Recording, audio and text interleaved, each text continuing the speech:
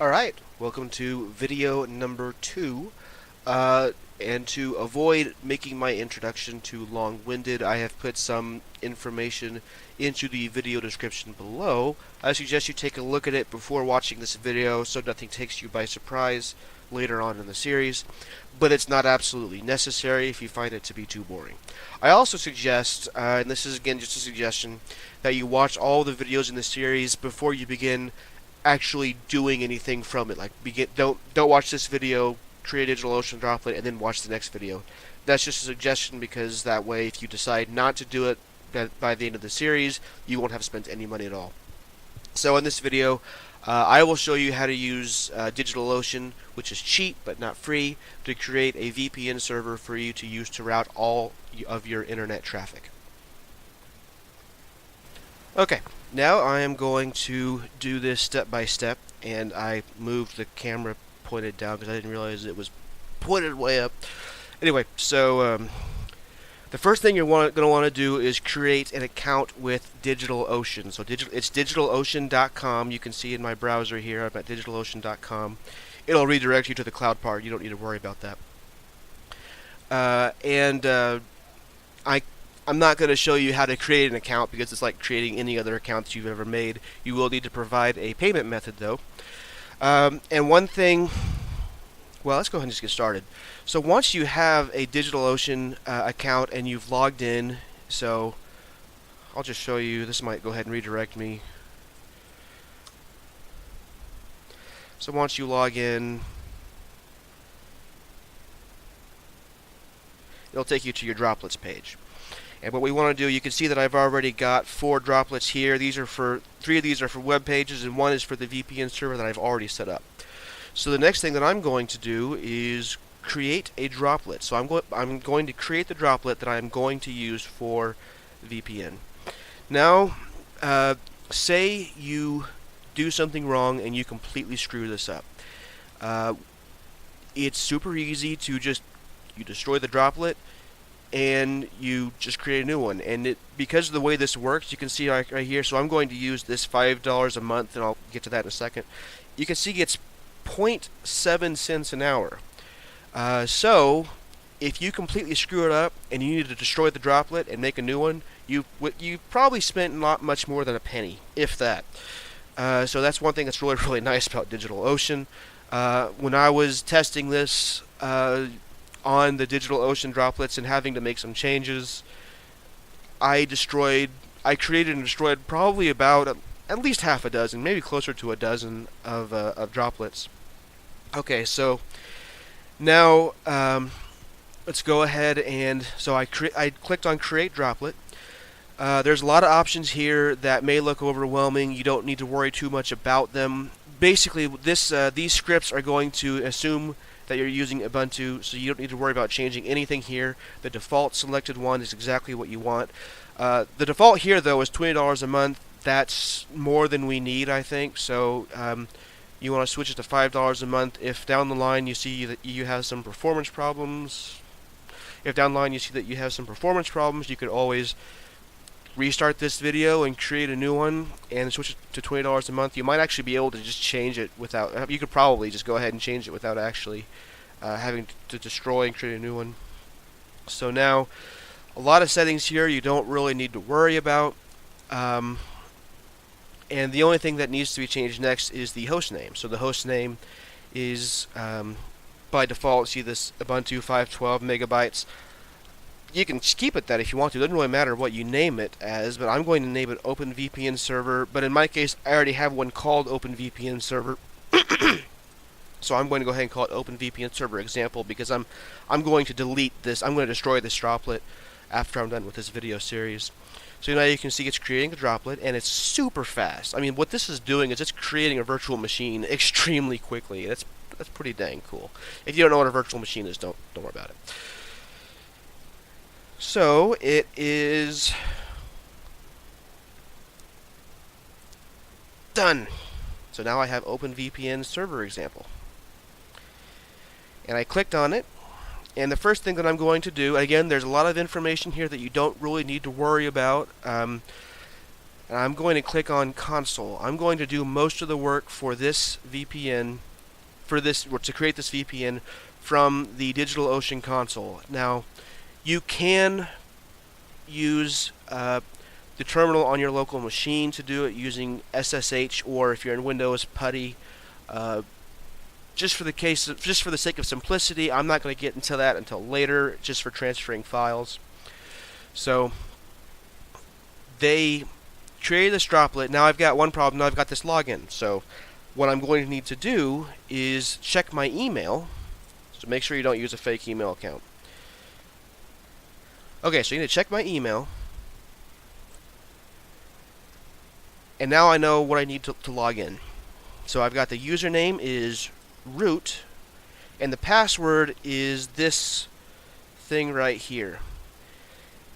And unfortunately, using this console, you can't just copy paste. I don't know why. I don't know if they specifically disabled that or what, but you have to actually type it out, and it's kind of a pain because the default password for security reasons is crazy long, and there's a good chance I'm going to screw this up, and especially because I'm talking while I'm doing this, distracting myself, screw this up very, very badly and need to do it again.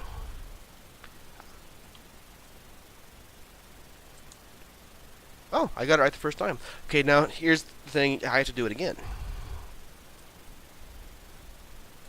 F0F 9741787 2BD 92C36773ED. Hope I did it correctly. Okay, now I'm going to enter a new password. It automatically prompts you to enter a new password. If you mess this up, it will make you go through the whole process again, so that's kind of annoying. Okay, so now I'm up. I'm in DigitalOcean. I'm in the droplet. I'm at the terminal. And if you've never seen Linux before, don't worry. This is going to be really, really easy to do, I think. So don't run away crying because it involves Linux. Okay, so the first thing I'm going to do is I'm going to download, or I guess in a sense you could say import because you're not downloading it to your local machine, but download to this server a certain script. And this is a script that I wrote.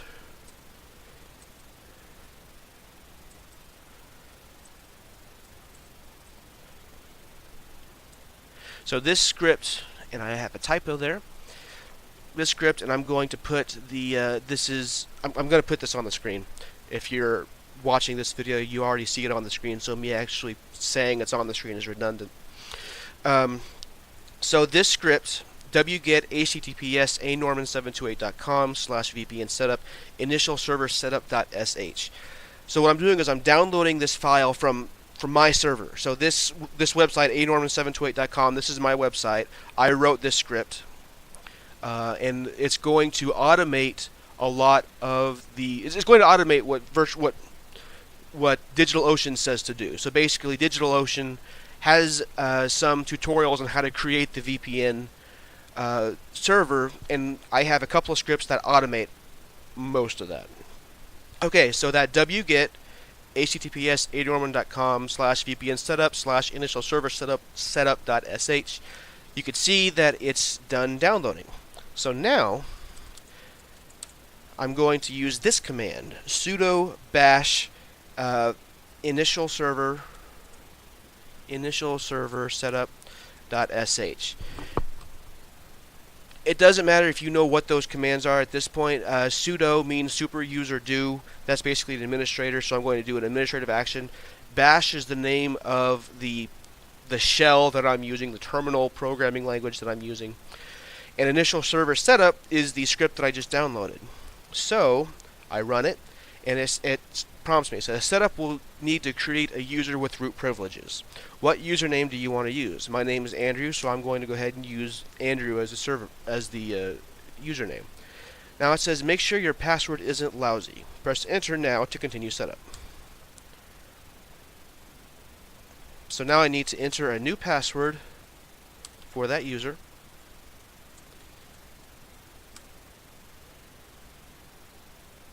And now I have created a new user that has administrative privileges, or root privileges as they say in Unix. Now I'm going to go ahead and exit. I'm going to type exit, and that way now I'm going to log back in as the user that I just created. So I'm going to log back in as Andrew. One thing I forgot to say, keep track of all the passwords that you're making, and the user password that I just created can be the same as the root password. So you could use the same password for all of these, but if you do that, make sure it's a strong password. And I just typed in the wrong password. Okay, good. So, whenever, I'll just reiterate that, make sure you use a strong password, but keep track of them. You want to know what your DigitalOcean password is. You want to know what your root password for the droplet is, and you want to know what the password for the user is. They can all be the same, but make sure that it's a strong password, especially if you make sure that they're all the same. So, now I have logged in as this new user. I hope I didn't do that too quickly, but it's a video, so you can go back if you need to. And I'm going to get another script, again from my website. VPN setup /VPN setup.sh.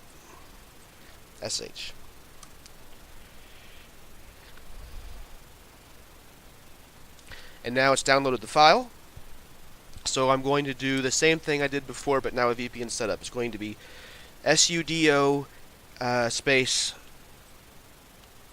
bash space VPN setup.sh. Okay. What this is going to do, it's going to prompt me to enter the password. What this is going to do now is it's going to automate installing the VPN server. And this is going to be kind of slow, and the reason why it's kind of slow is because it's going to be getting, you can see right now what it's doing is it's installing software from outside sources. So this is not necessarily a quick process. That's why I got some tea.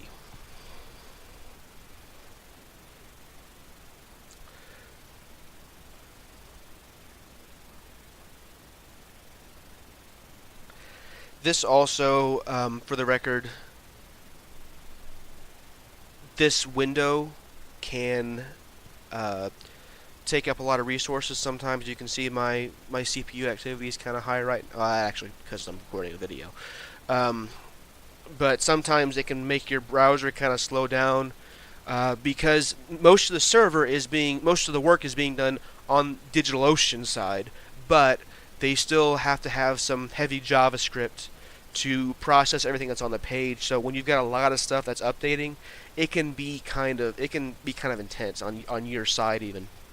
Okay, so I automated it as much as I possibly could, but there's still some stuff that is not.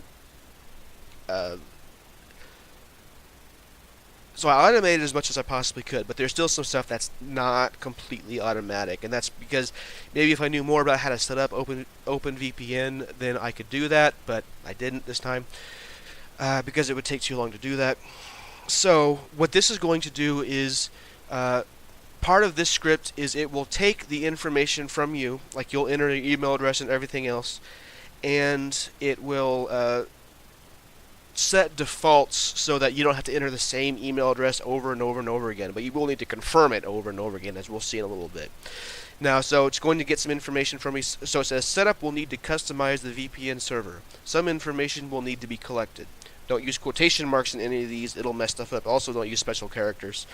Don't leave anything blank. I'm not sure that it's actually necessary that this information be accurate, technically speaking, but because I don't think it really does need to be accurate, but it can't be blank. That will cause problems. So I'm going to go ahead and enter my email address, anorman728@gmail.com.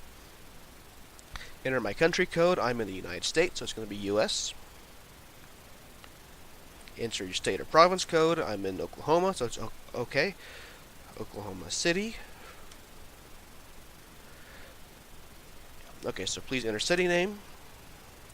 Please enter organization name. I don't have an organization, I'm just doing it for myself, so I'm just going to type in nothing. Please enter organizational unit. I'm just going to hit nothing because I don't have anything there. So in a short while, another program is going to ask you to confirm these. It will do this multiple times. You can just press enter on all of them to confirm. So it's going to say, what's your email address? And it's going to have a default, and it's going to be the default that we just entered. Just hit enter. Now, something that's kind of important is one of the setup programs asks you to enter a challenge password. Leave it blank. Just hit enter. Secondly, anytime a setup program asks you a yes or no question, always respond to yes. It does this 3 or 4 times, I think. Okay, so now I'm going to hit enter to continue with the install.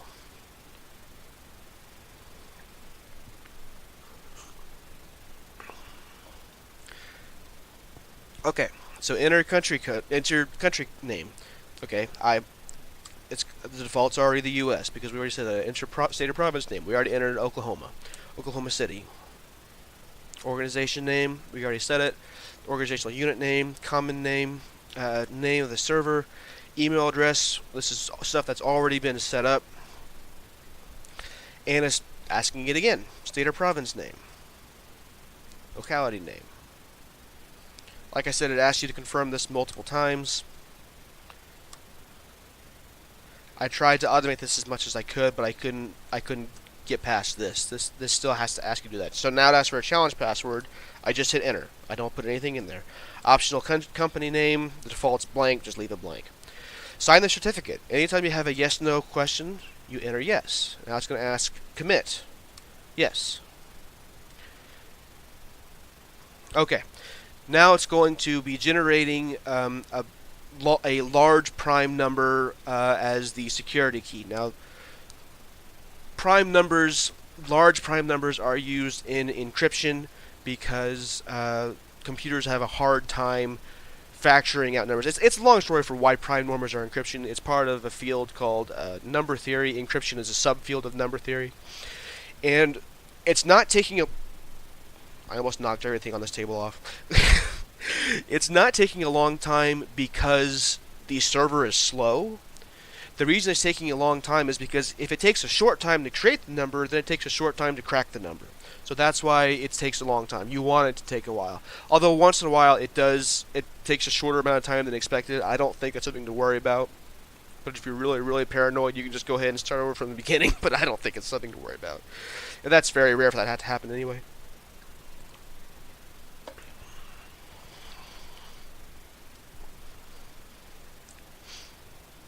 Okay, now it's going to ask me again to confirm country code.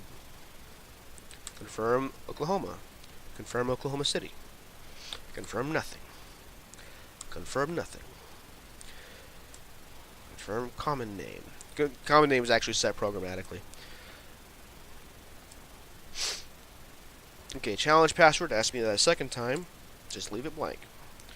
Company name. Could probably put in anything. It won't make a difference. Anytime it asks for a yes/no question, hit yes. Anytime it asks no question, just say yes.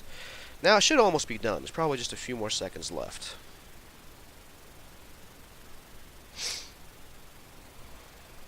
Alright, it's done.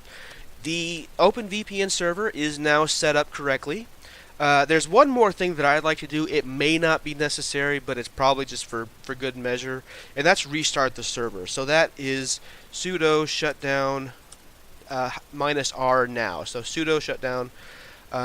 It may not be necessary. Linux doesn't actually need to be restarted nearly as often as Windows does, but it's just for good measure. Okay, so while this is booting up, I'm going to go ahead and write out my conclusion. There are two videos following this labeled video 3. There's 3A and 3B. The first is for Windows, and the second is for Linux and Mac OS. Linux and Mac OS are actually going to be pretty similar because Mac OS's kernel is very close to BSD. BSD is, in a sense, related to Linux in that they're both modeled after Unix. Anyway, so while this is booting up, we actually won't need to log back in because once the computer is booted up, once the server is booted up, the background processes in Linux, those are called daemons, D-A-M-O-N. So we don't actually log back in because it's going to be started back up anyway. So I am going to go ahead and end this video now. Thank you very much for watching. I hope it was easy. I know it was long. But I tried to make this as easy as I possibly could. In the next video, we will be getting configuration files off of this server that we just created and onto a Windows machine in 3A and onto a Linux or Mac machine in 3B.